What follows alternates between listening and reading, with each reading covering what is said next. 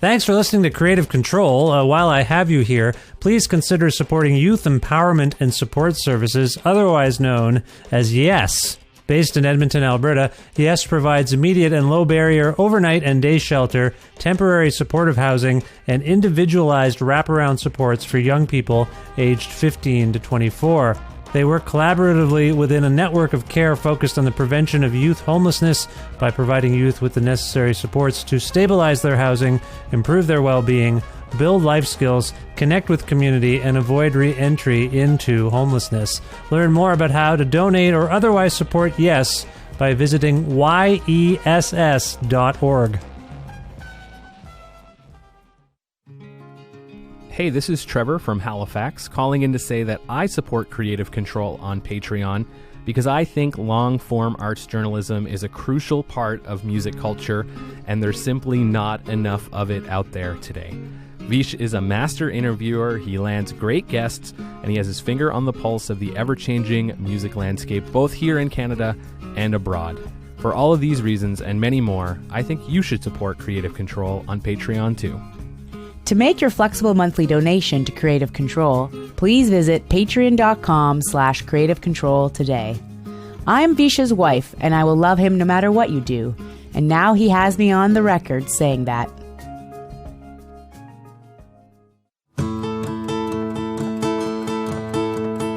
Help me to find you, help me to find you, help me to see you walking by.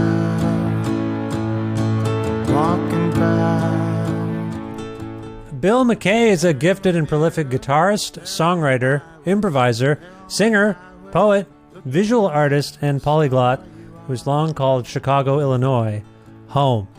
A generous collaborator, MacKay has worked with the likes of Katinka Klein, Nathan Bowles, and Riley Walker, among others, and is a member himself of outfits like Black Duck and BCMC.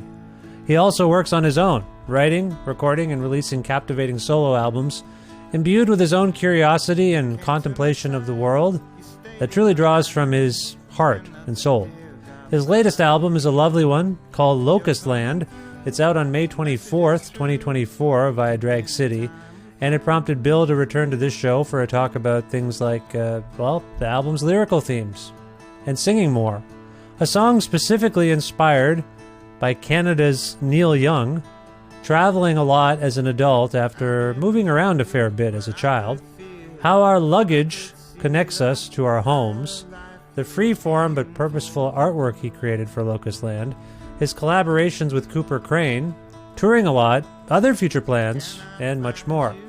A part of the Entertainment One Network with the support of listeners like you who follow and subscribe to this listener-supported and donor-driven podcast. Spread the word about it, leave nice reviews and ratings on your podcast platform, and make flexible monthly donations at patreon.com/Creative Control, which is my primary source of income these days and the most reliable way for most podcasters, including me, to make a living. And where a $6 a month subscription means you can access every single episode of the show in its entirety, which is not the case without that subscription.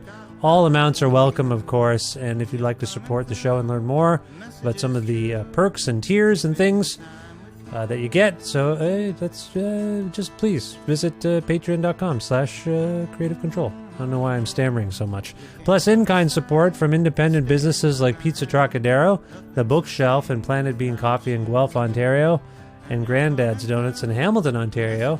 This is episode 871 of Creative Control, featuring the lovely and talented Bill MacKay, with your host, me, Vish Khanna.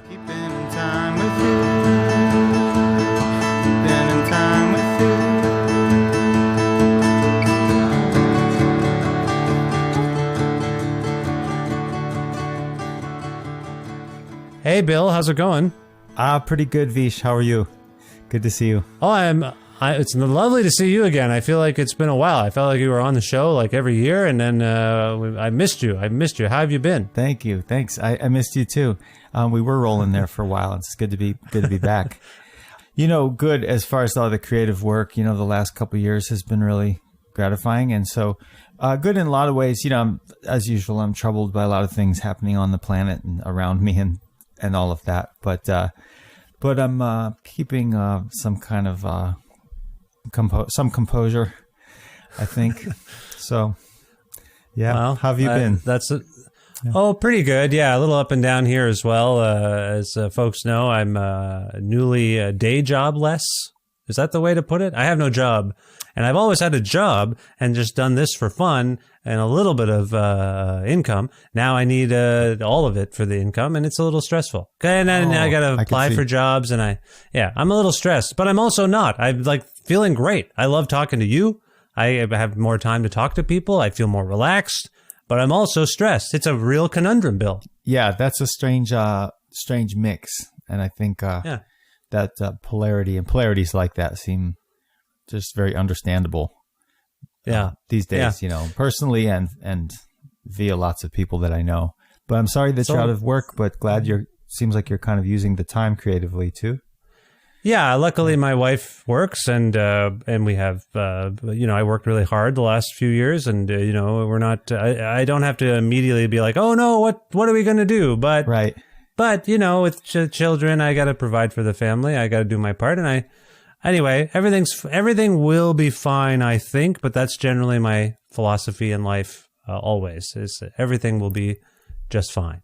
Right. So we'll see what happens. We'll see what happens. Yes, there's something to be said for that. Yeah, it's very nice for me to get to listen to more music than I have in the last few months, because my other job involved a lot of audio production and listening to other things. And I want to say congratulations on your beautiful new album that we're here to talk about. It's wonderful. So congrats on that, first of all. Oh, thank you, Vish. Thanks so much. I really appreciate you listening. How are you feeling about it now? As we're speaking, it's not quite out, but it will be soon. So I don't know if you've had a lot of reception for it externally, but personally, how are you feeling about it? I feel really great about it, actually. Yeah, thanks. It seems to me to be, a really expressive piece of work to me.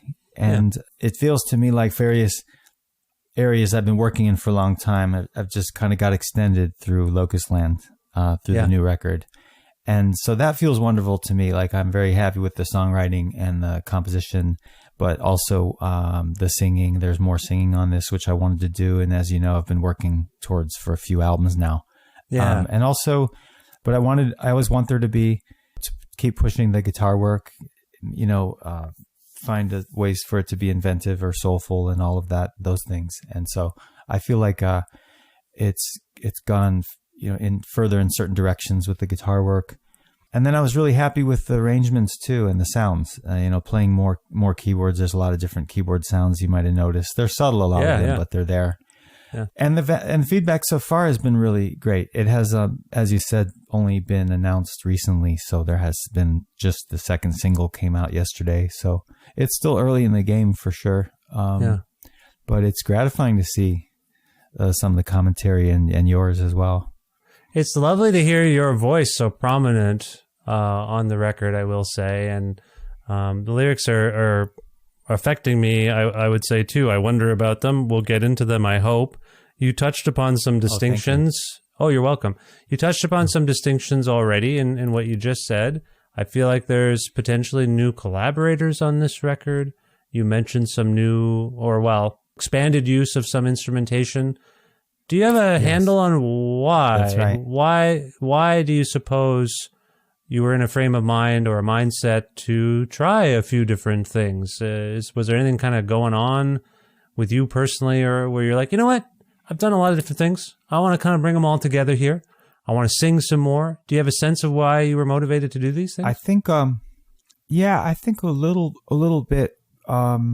Maybe partially it's because you're always learning from the previous one, and not necessarily even from a mistakes point of view, but things that you liked and maybe things you would lessen for the next one and things you would amplify. So I think one thing definitely as far as the singing goes was that feeling good about bringing that back into my work. And after a long time without it being prominent, it seemed that that was definitely just something I wanted to do more and feature these songs. And I think as far as you mentioned, I think the collaborators, was thinking also of getting back to more of a band sound on some of it or a bunch of it. And I didn't want to, in other words, just have it be a repeat in the sense of like playing everything, doing every sound on it. That's nice ego-wise. You're like, I did everything on this thing, you know. It's all me. And that can be beautiful too. And the albums that where I played everything, I'm really proud of those too. But I also really recognize that when you do a collaboration with somebody, they're just going to get things out of the instruments and things that are personal to them and that you're not going to come up with ever. You know what I mean? Yeah. So I think that was something I wanted. I wanted to hear the tensions of like what other people are going to bring to these songs and then be surprised by that. And then that always like spurs you on to do something different than you would have done on your own. So yeah, those are some of the ideas behind it. I find it telling that this period that we haven't been, like I said, you and I used to talk all the time. You've been really busy working, I think, with other folks.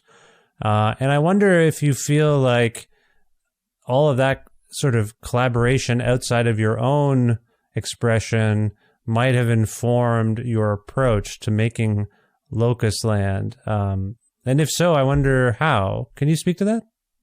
Oh, that's an interesting idea. I think it may be difficult to draw exact lines, but I feel certainly that's true. You know, it's just a feel thing. For example, the BCMC group with Cooper Crain and me. I think one aspect of that being that it's organ and guitar and various keyboards and guitars. I think sometimes that may have bled into it because I was enjoying those keyboard sounds so much and what they can do to a song, you know, a place they can take it different from other instrument or guitar. So I could see in an intuitive way how I might have just, looked to the world of keyboards as sort of like a way to add colors, add texture and colors, and firm up things. And they often came after the rest of the song was recorded. There was nothing where I sang or played them as the first thing that I can recall. Maybe with the exception of Neil's Field, which is just Janet Bean singing and then me on guitar and I'm playing a pump organ. I think that was one where the pump organ was the first track, but in general they were colors that were added to some song that was kind of on tape. I see. Okay. Who is the Neil in Neil's Field? The Neil?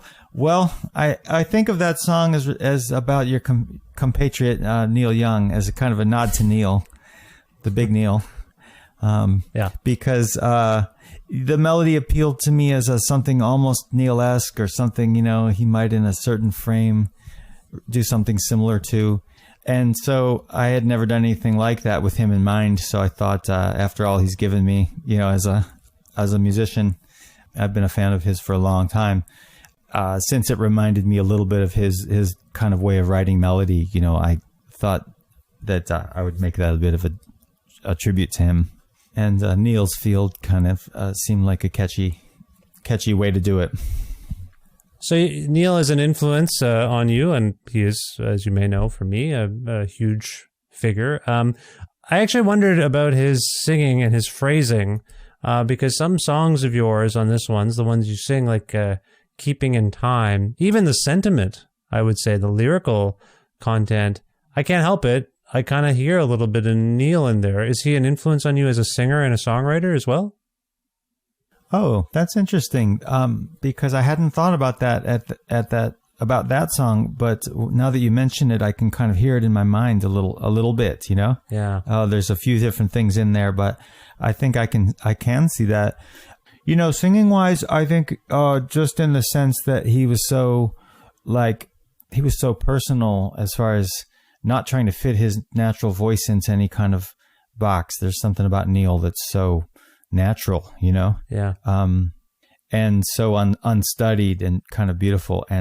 But I would say probably mostly sort of compositionally, I just always thought it was really amazing how sort of lyrical his melodies would be in his songwriting. And oftentimes maybe in a more straightforward or a less complex vein than some songwriters, like say Elvis Costello, for example, or many people, but really inventive all the same, like just very inventive when you kind of study his songs. And I think so. Yeah, he has been a big influence. But the vocal part, I hadn't really thought about. I'm going to be thinking about that a little bit more. I was going to say, one of the albums of his that stands out for me that I think was kind of a big deal when it came out, but also I think it's a bit of a appreciated album is Silver and Gold. Do you know that album? Oh, yeah. I know a few tunes from it, and that was one I have been wanting to check out because he does some tunes from it at the concert, that was filmed from Nashville. Yeah. In the famous theater everybody loves. What's that? The Ryman Theater? The Ryman Auditorium, yeah. I think it was around that time that came out, and I liked some of the tunes a lot from there. Ryman Auditorium, yeah. Yeah. Yeah, is that record, so that's one you're a fan of? So Silver and Gold came out, I want to say. And Silver and Gold? Silver and Gold came out in around 2002, I think. And it was before the War album, the kind of album about 9/11 stuff. Yeah. But Silver and Gold, I mean, I don't know if this resonates with you, and I don't mean to be reductive or generalize about Neil's work or suggest that it's not part of a larger tradition that other people have explored. I find his love songs and his romantic songs to be really full of curiosity. I find that they are full of searching, where like he's sure of his subject, but he's also not. So when I think of a song like Keeping in Time, and often there's journeys, they're literally, I don't want to be too literal about this connection, and forgive me, because it sounds like it might be subconscious for your end of things, but often singing about traveling, highways, making some sort of trek to prove his devotion for someone or something. Interesting. And I don't know. There's something about some of these songs that I feel like it has that sort of, it's that I want to sing and express my heart to you in the subject of the song.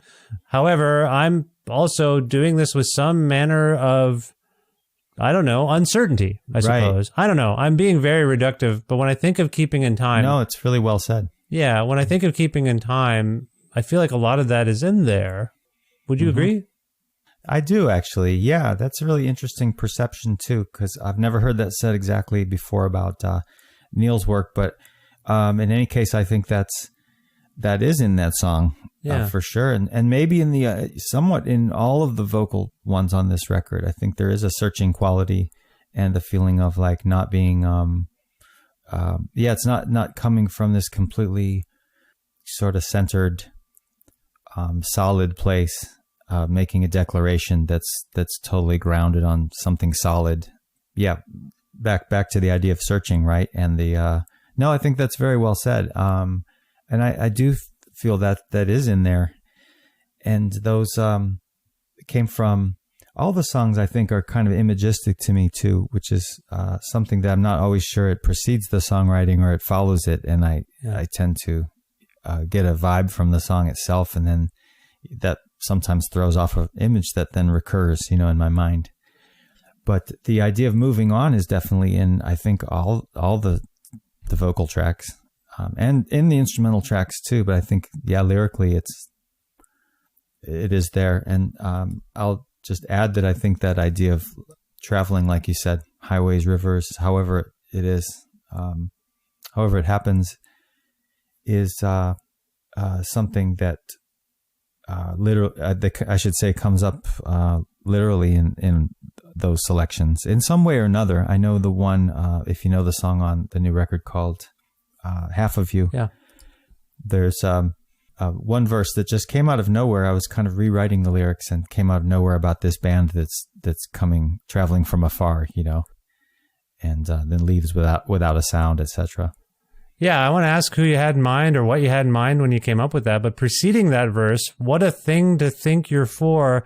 The keys are lost in hidden doors. Home came, home again, and you were told never to grow old. Like notions of home and I don't know, not being able to go home or not having a home maybe. I mean, the keys are lost in hidden doors. That's very evocative and very imagistic. I just want, and like, you said, that's in Half of You, in Keeping in Time.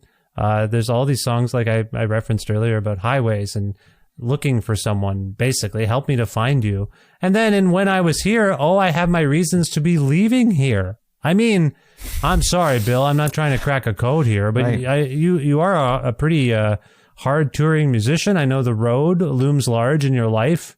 I assume that can create a little bit of not restlessness in relationships, but that's a dynamic you have to deal with as a traveling musician. Like, you don't feel like you have a home. You're the person or people you're most connected to are, they're doing their thing, and while you're away, Right. they're kind of Right. frozen in time for you. Like, Yes. there's a lot going on for you, I imagine. Yes, I think that is really something to look at, because and there's several kinds of it, of the traveling or the restlessness and kinds of, as an artist, I think you often feel that you're restless to create or to express, to find the method or the best way to let out all this surplus of feeling and ideas and things. And the road certainly figures into that too, as you mentioned, the touring and so on. And so there's a lot of leaving and arriving and seeing people briefly, which makes things special often, or seeing friends briefly. And you have a lot of high points, and yet you're not exactly sort of fixed or grounded. You're kind of quickly moving on. So there is exhilaration in that, and it can be kind of a bittersweet thing too. I was going to add, Vish, that I think the third element that occurs to me right now is that, which I've spoke on before, is having grown up in with a family that moved so much. I see that coming out in these lyrics as well, that there were just like so many uprootings. I often didn't feel. I think a lot of times I found a solidity, or I don't want to use that word over and over. I found a sense of like safety and oneness and groundedness in the guitar and in creating, in drawing, say, and things like that, because I was often going to new places and having friends for a brief time and then having to leave them, so I think When I Was Here is sort of directly talking about that. Yeah. It's funny, when we travel, our suitcase can be our only real connection to home. I mean, it's got all our stuff in it, but it's also all our stuff from our house.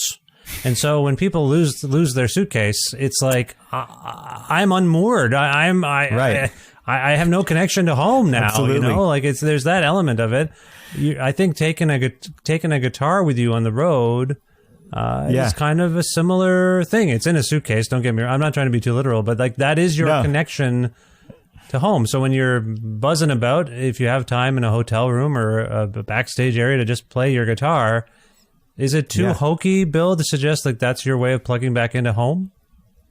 No, it's not. I don't think it's hokey at all. Yeah, I think any of those type things that, I'll even think about bringing a certain kind of book or a certain kind of notebook or other things. I think sometimes even the clothes that you bring with you, is not just about standing out on a stage or something or being colorful, but it can be a bit of what you're talking about as well, that you are connecting, with your everyday life or things that are comforting, that kind of thing. Yeah, and very interesting, the idea that the guitar, I think that's very possible. The guitar is a touchstone. I do notice that sometimes if I get time to play on recent tours, I've tried to play more, actually play outside of the gigs on the tours, because it always makes things better.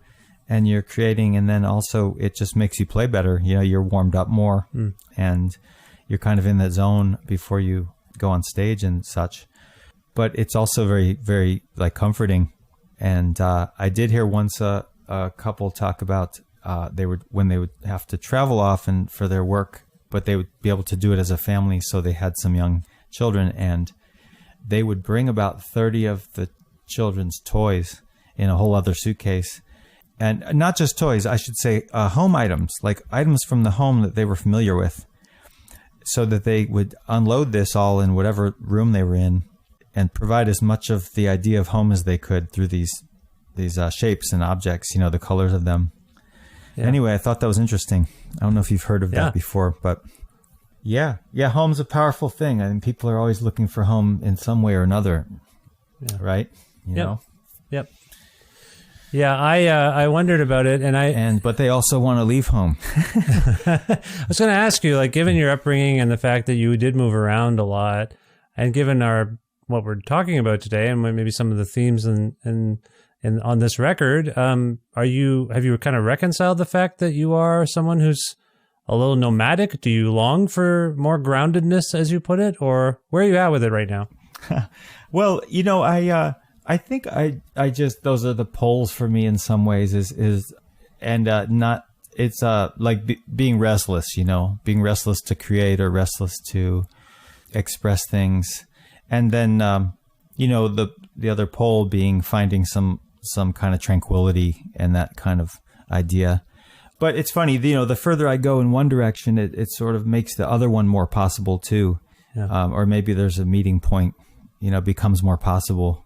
So these days I am feeling like more like, I feel pretty more devoted than ever to my creative kind of work and all that. And I think that's helping me feel less restless and more calm. Probably I'm kind of transmuting more of that energy, and sort of getting it out of myself. So it feels like a good spot, Mm-hmm. That's great. I interrupt this episode of my own show for a brief thank you for hearing my call to support me and my work on Patreon. We have seen a lot of growth in Patreon support over the last little while, which is amazing because that's my primary source of income these days. And I love doing this job that I invented for myself a whole lot. Creative Control is a listener-supported podcast. Do podcasters receive any streaming royalties from podcast platforms? No, not any. Does podcast advertising pay the bills? Not for a show at this scale, no. Do all podcasters get paid by companies for their work like some celebrities do? No, most of us do not. We do this work to support our communities and because we love it. So what's the most reliable source of income for podcasters like me? Crowdfunding platforms like Patreon. So if you love Creative Control with Vish Khanna and want to see it continue, please see the notes in this episode. Click on the link that takes you to my Patreon and its different donation tiers with various incentives and benefits, and support me and my work today. Thank you again so much.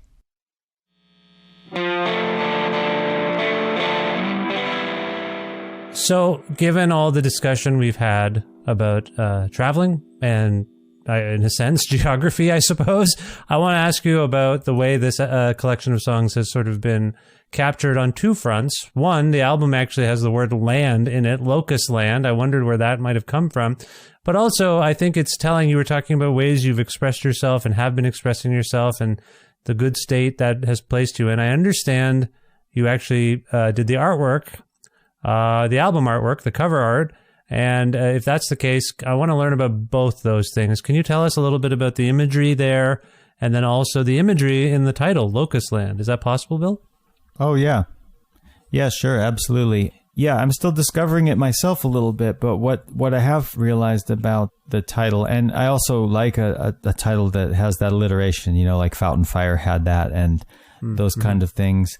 But I thought of it in terms of that was a powerful symbol, and I wanted to explore more about the locust and what its symbology was, across cultures. And it's pretty interesting because originally I thought, well, I don't mind if it has some darker implications about the world we're in right now, because it's often related to sort of biblical, the ravaging of fields by locusts and things like that. But when you look into it further, many different cultures have used that animal as a powerful symbol and of many things. So, from fertility to like abundance to creativity to a plague, and death and giving life. So, and on, many different things and meanings are kind of attached to it. So I thought, well, that's good. I'd like it to be more balanced, which it seems to be. And I did, as I said, I also did like the sound of it, just the sound of the play of the words, Locust Land. And it had a nice roll to it as well. The artwork, I definitely was not trying to do something too literal to describe that in some way visually. But at the same time, I thought of Locust Land as implied by the artwork to be, on the one hand, a place of imagination, or the sacredness of your imagination, one's imagination. You know how important that is. Mm-hmm. To not just deal with reality in this flat kind of way, but we all need to be creative, really, and improvise to live and to go forward. And so that was one meaning. But the artwork I also liked because I thought, and I would always like to be a better draftsman or drawer and things like that, but it captured a feeling to me, and I liked the shapes of it. It seemed to imply that Locust Land could be its own city. Maybe that's a city of the imagination, but it seemed to be a place, a mythical place maybe. And I also thought, being a city, Locust Land could also refer to very, very everyday things, depending on one's perspective. That's something I like about poetry a lot. It could be that's a certain place, even a place that you visited, or it could be it could just describe somebody's a friend's house, something like that. Like many possible meanings. And I think that's important that we keep that open in poetry to the different meanings. Yeah. Well, if I may, I'll do a rudimentary art interpretation or whatever, at least a description for those who are listening to this and haven't yet taken a look at the record. But Bill, I look at this thing. It does sort of look like a landscape, but it also looks like a tray with items on it, and the tray seems to maybe be dripping. I don't know. I don't know what. And there's images within the images. Oh yeah. Did you have something in mind when you created this, or is it possible to articulate what that might have been? I think it was largely freeform, but it definitely has forms, like you say, or I should say, it's not completely abstract at all. But I do know what you're talking about, and I know what it looks like very well, but I didn't think of those elements. Something really similar came to me, was that the dripping paint or the dripping ink also seemed to me to be a pier, like the poles of a pier holding it up over the sand, and that the city was suspended that way above the beach. Which was interesting to me, to have a city that was unrooted or unmoored, as you used the word before. Yeah. So that was another aspect. But I like the one of the tray with these objects perched on it. That's interesting to me. I don't know if I'm just hungry, but it reminds me of something you would bring to the table at like a cafeteria or something. You know what I mean? I'm not sure what that means. That's fantastic. On the one hand, that could be people that bring a healthy appetite to this record. Yeah. On the one hand, that could be a mountain. On the other, it could be a mountain of mashed potatoes. Oh, hilarious. Yeah, I was thinking you were going to say ice cream, but potatoes, I could see that. I was thinking ice cream, but I see the potatoes now and I can't shake it. Yeah, no, don't. Let the image blossom, One thing I've neglected to do, Bill, I usually ask people to kind of position themselves geographically, and since we've been talking about it so much, you're still in Chicago these days? Is that where you are? Oh, yes, I am, yeah. Yeah, still here. Okay. We've talked about moving around the city, but that's as far as we've, discussed a move. So, yeah, we're. I think it's safe to say we're here for the next while. Nice, that's good. And where are you now, Vish? Still in Edmonton, Alberta. Yeah, you're in Edmonton, Alberta. Okay. Yeah, haven't left yet, or with no plans to leave. So we're here. Children are happy. We like our house. My wife is working at a job, a local, in the city. So yeah, we're here. Oh, good. Yeah. Yeah. I have not been to Edmonton before, but I'd like to see more of Canada. I've spent most of my times I've been there. Plenty of times to Toronto and Vancouver and Montreal, but not many other places. Well, it'll happen. Yeah, whatever I can do to try to facilitate you to come and play here, I'll try to do, if that makes sense. Oh, absolutely. Yeah, that would be a total joy. I've had such a wonderful time every time I've been, Yeah. So I ask about Chicago because I also wondered if your recently frequent collaborator, Cooper Crain, is he in Chicago? He is. Yeah, he lives really close to us too. He lives about 2 blocks away. Yeah. Can we dig into this relationship you've had with Cooper of late? He figures on this record too, I believe. Can you talk about this? How did you guys get to connected, and what's the nature of your collaborative relationship? Yeah, just briefly, origin-wise, we met probably in about 2016, I want to say, right around the time.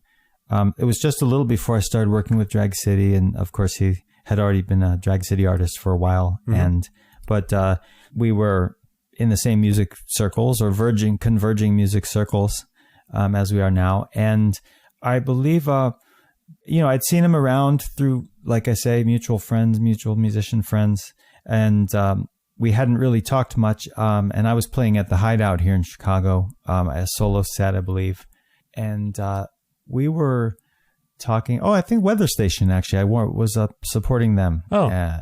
So that was really interesting, really nice people. And Cooper was there, and I remember he asked me, he had a few gigs coming up, and asked me if I wanted to open the show, and I was interested, and he mentioned that it was Bitch and Bajas and Will Oldham, or Bonnie Prince Billy, and that I would be opening it in Chicago, and I was, of course, like really happy to do so. So that was really the beginning of when we hung out, with more frequency and spent more time together, and playing those 4 shows with them on the tour.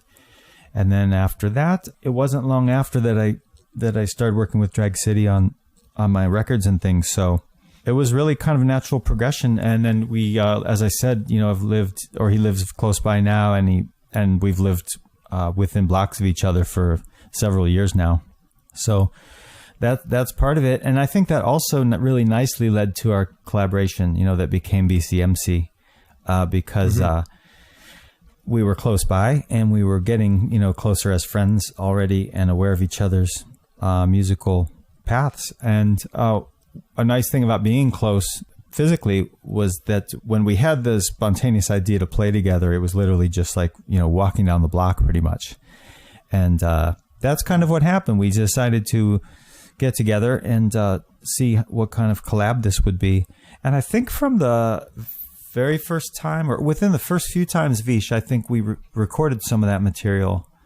And I believe some of that may have even ended up on Foreign Smokes on the record, because I know after we went into a studio proper, but in the end, we ended up using mostly music from Cooper's apartment that we recorded there. They just ended up having the right feel, And then we did a recent tour as well, so... For those who haven't heard this BCMC record, Foreign Smokes, I heartily recommend it. And I just want to expand upon this relationship a little bit, or what we've been talking about, I should say, because I think the sonic quality of this new record, Locust Land, is very distinct. I think Cooper has played a role in this record in terms of recording, mixing, these sorts of things. I wonder if it's worth Bill talking about how he has inspired or influenced you as a collaborator. Is it possible to talk about how and maybe vice versa as well, if you can think of ways that you might bring something out of him that he's not aware of, that's in his sort of, arsenal of musical tricks, if you will. Can we expand a little bit about this dynamic and this relationship, what you guys do for each other? Yeah, I think we can. And I think on the one way of playing Vish, it's been really great playing with Cooper in lots of ways. And one way is that he's not timid at all. He's expressive and he goes forward. And he also leaves space very interestingly. So the challenge for me, or something that's helped me grow even more in that way, is to work with that space, and have a conversation that's going back and forth that way, and express things in such a way that doesn't, we don't cloud each other, and we're complimenting each other, and also kind of going for it, and we're clashing in good ways too. I think as far as Me, probably some of the. I'd like to think maybe I've encouraged him to go off and play maybe in a more soloistic way. It may have been a way that he was planning to sort of do anyway. But one thing really nice from our recent tour came out was that he was doing some solo playing that like intros to a couple songs that were just fantastic and that I'd never heard him do before. So whether that's really an influence of me, I'm not sure, but it seemed to be something was coming out of the ether, of both of us together. So I think we're both drawing a lot from it. And as far as the Locust Land recording, he just has a really intuitive way of working in the studio that I love and gravitate towards also. And I think part of that is that he doesn't really get hung up on the technicalities very much. And he's very much a feel kind of guy. He wants pristine sound, he wants things to sound right and to be not dirty in the wrong kind of way. But he also recognizes when something has that human feel, and may have an imperfection or something in one sense, but it's the take that you want. You want to take that version or whatever it is. So that's been lovely, that kind of thing. And I think he brought some of that to the Locust Land recording for sure. It's nice. It seems like a very fruitful partnership, and everything I've heard sounds really magical. So that's great. I hope it continues. One other figure we haven't discussed yet, or I haven't brought up, Janet Beveridge Bean, alumni of this show. Can you talk about, I know we talked about Niels Field earlier, but can you talk about her contribution and how that came to be? Yeah, absolutely. Janet was such so darling for doing and awesome for adding her contribution the way she did, because she was busy, like she was in Spain recording with another group, I believe. And I asked her if she could add something to Niels Field. And she said, oh, yeah, absolutely. But it's going to be, I've limited time, if you could send me the track. And that's what I did. And she, as I said, with just a little bit of time, put these, I think 2 tracks together and, said, I don't know what I've done, but here it is. I hope you can find something in it. And I listened to them and I said, oh boy, we can definitely find something in it. And not only that, it occurred to me, which strangely happens fairly often, that both tracks played together, both of the vocal tracks played at once, was really magical and had this sort of angelic choir type feeling to it. And she really enhanced the melody that was already there, because the main melody is played on the pump organ, as I was saying before. But I just loved it. And we really, added some treatments to it here and there, but essentially that's it. It was her 2 vocals together. And I love the way it ends. It sounds really heavenly to me.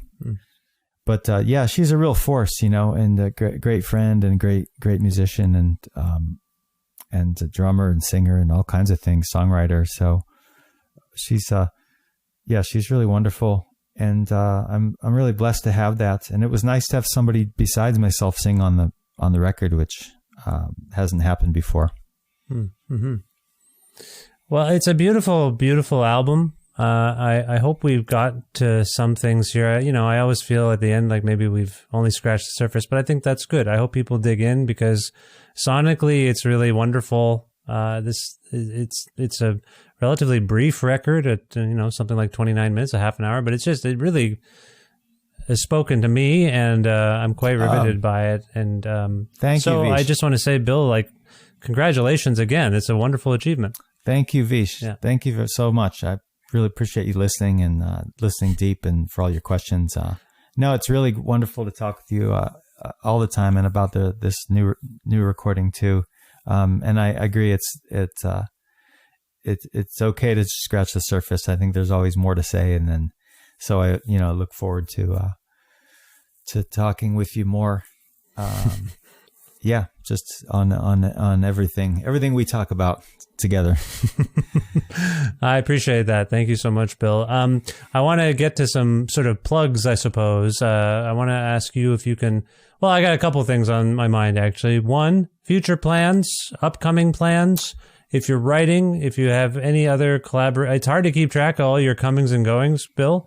You're prolific and restless, as we've established, but also grounded. You're all sorts of things. Can we talk about what you've got coming up in terms of work that you've got planned, releases, anything like that? And then within that, tour dates, those sorts of things. And then within that, also at the end, maybe where people can go to learn more about you.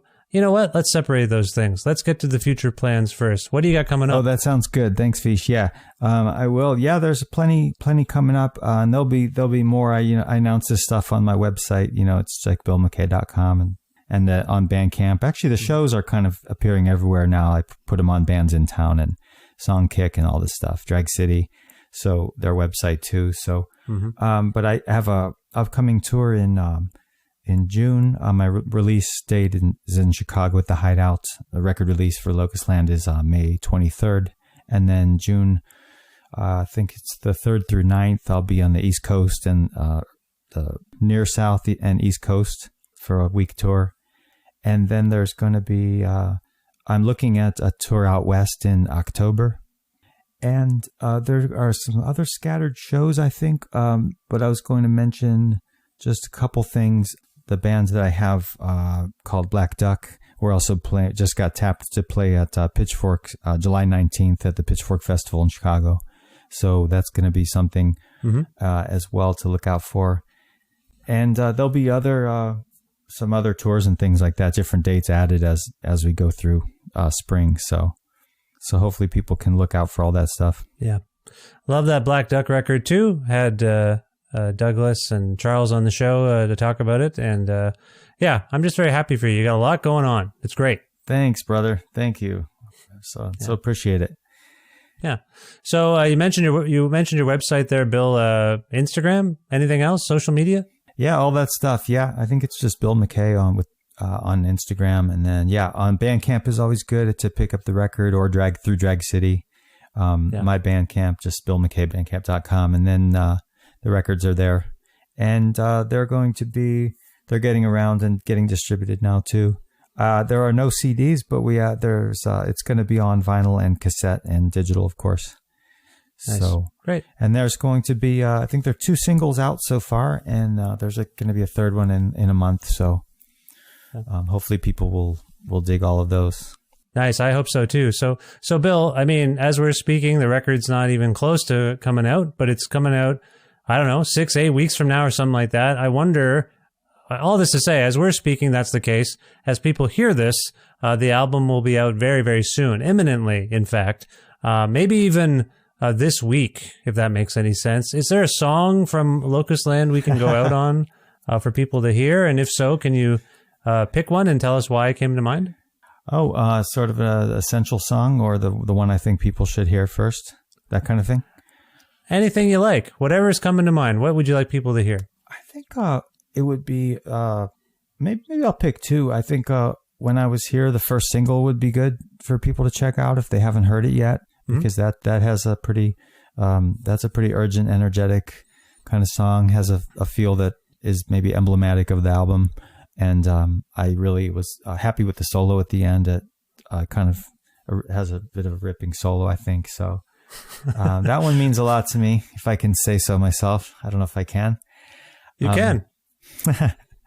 And also, I would say I really like Keeping in Time as well. So that may have been something at the time where this is actually coming out, people have heard. But that's the last single that's being released, and that song means a lot to me in various ways. So I would hope people hear those and check out that one as well. All right. Well, every once in a while someone does this to me. They pick 2 songs, and then I got to pick. And you know what I'm going to do? I'm going to make one of these songs the intro, like the bed. When I talk about you know what I mean? I'm going to introduce you later. I do it in. I'll record a little intro. So that one of the songs you're going to hear, and I'm going to suggest it's When I Was Here. You're going to have heard that already at the beginning of this episode, everyone. And then now I think we'll throw to Keeping in Time. What do you think, Bill? Yeah, that sounds good. But I'm thinking now, if you have one, you're talking about playing it at the end, maybe Keeping in Time. I don't know. Okay. All right. You know what? Let's reverse it. Let's do it right now. We're going to go out on Keeping in Time right now. and we'll play a little of When I Was... Wait, is that what you said? What did I say? What did you want to do? I think so, but you know what? Since you're doing both, it doesn't matter to me. It's your choice is beautiful. You are. You do you. You know what? Let's go with your instinct. This is When I Was Here from Locust Land by the great Bill MacKay. And check out this album, everyone. Bill, thank you so much for making time for me as always. It's lovely to have you back on the show. I'm so happy for you and this wonderful record and everyone involved in it. It's really remarkable. And like you said and alluded to, I hope you and I speak again soon. Best of luck in all your plans and in the future. And yeah, let's talk soon. Thanks again, Bill. Oh, thank you, Vish. Absolutely mutual feelings, and I hope to talk to you really soon as well. Thanks for having me again. It was great.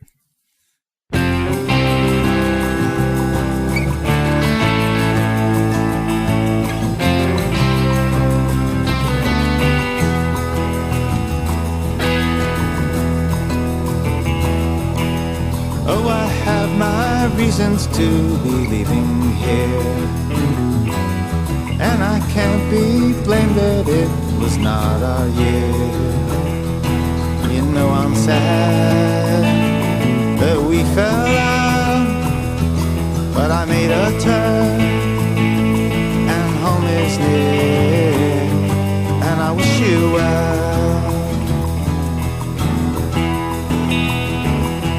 Even if I had no reason to be here, and my friends had not all moved away that year, still the road would call me on.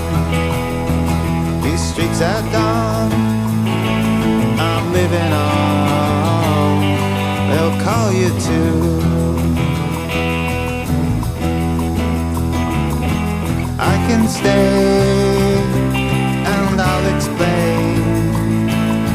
The channels change, but I'm the same. We can play and seize the day. They all ask if you're the one that changed.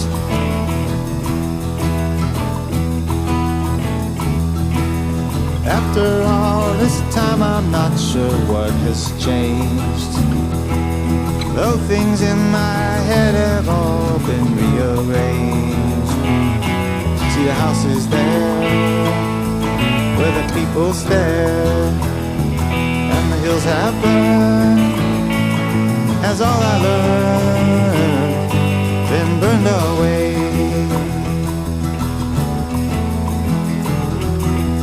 I can stay another day. Channels change, but I'm the same. We can play and seize the day.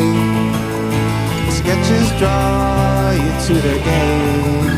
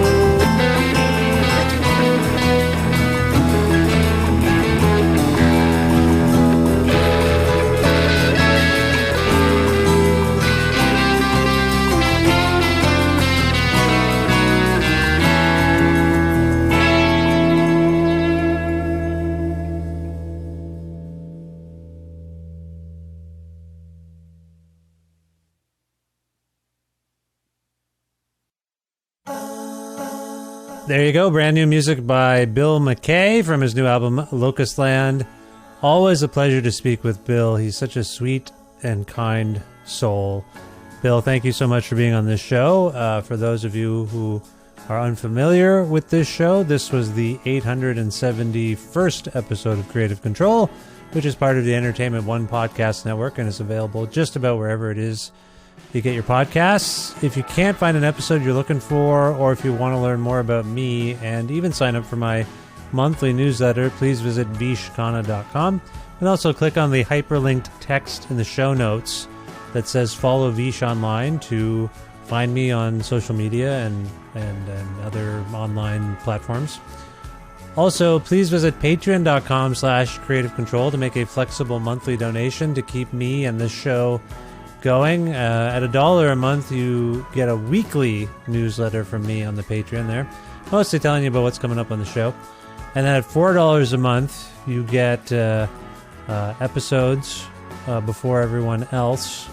And in some cases, you get shows in their entirety. In some cases, you don't.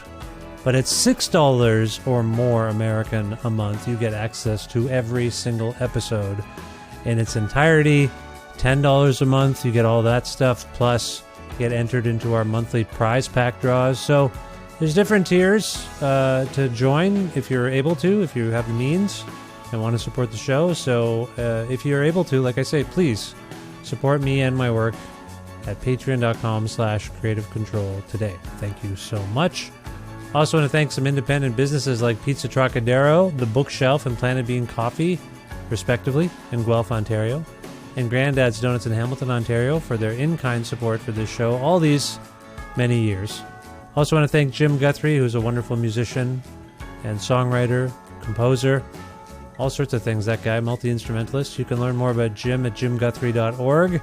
If you like some of the sounds you hear, the music playing right now behind me, can you hear it? It's faint, right? But if you went to jimguthrie.org, you could hear the whole thing with beautiful vocals. So I urge you to do that. And finally, thank you so much for listening to this episode with Bill MacKay. I hope you'll check out his new album, Locust Land, and his entire catalog of music. It's wonderful. I thank you for subscribing to this podcast or following it. Leaving nice ratings and reviews on your pod platforms. That actually helps gain the show traction on charts and things. It gets more visible. So sorry to burden you with that. I'm not fishing for compliments. It actually does help.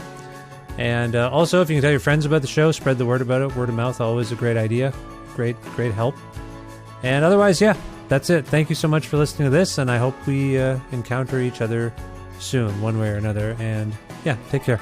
Bye for now.